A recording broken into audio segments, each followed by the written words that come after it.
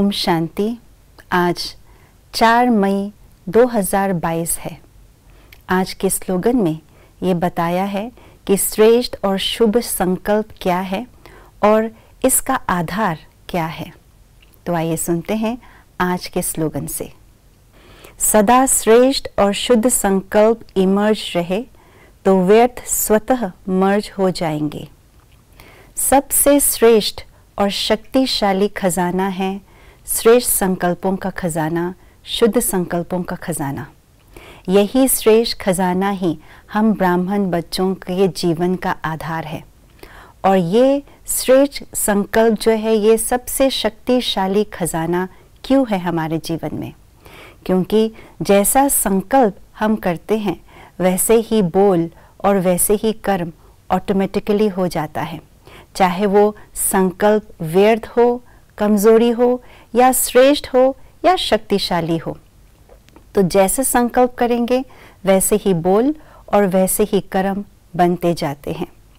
अगर मेरे मन के अंदर व्यर्थ या कमजोरी के संकल्प है कि मैं कमजोर आत्मा हूँ, मुझसे कुछ होगा नहीं, तो ऑटोमेटिकली बोल भी उसी कमजोर के तरीके से होंगे और कर्म भी कमजोरी के तरीके से हो जाएंगे।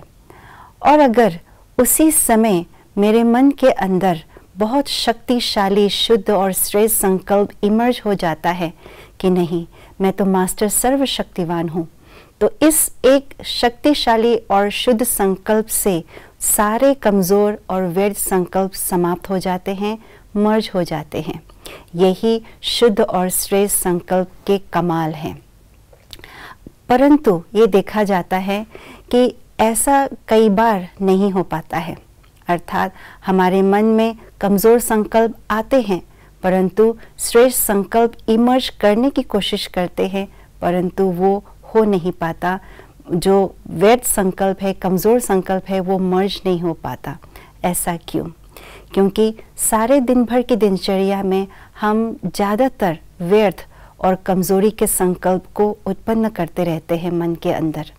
और व्यर्थ संकल्पों की उत्पत्ति ज़्यादा होने के कारण से हम अपने सबकॉन्शियस माइंड में व्यर्थ संकल्पों के खजाने का स्टॉक जमा करके रखते जाते हैं। और वही स्टॉक समय प्रति समय निकल करके इमर्ज रूप में हमारे मन में, हमारे सामने प्रत्यक्ष रूप में आ जाता है। और उस समय अगर हम बाबा के महावाक्य को सुन करके बाबा की शक्ति को लेने की कोशिश करते हैं और अपने मन में श्रेष्ठ और शुद्ध संकल्प इमर्ज करने की कोशिश करते हैं, तो उस समय हो नहीं पाता है। तो इसके लिए हमें इस पर पूरा अटेंशन देना होगा कि हम सारे दिन भर की दिनचर्या में शुद्ध और श्रेष्ठ संकल्पों का स्टॉक ही जमा करके रखें।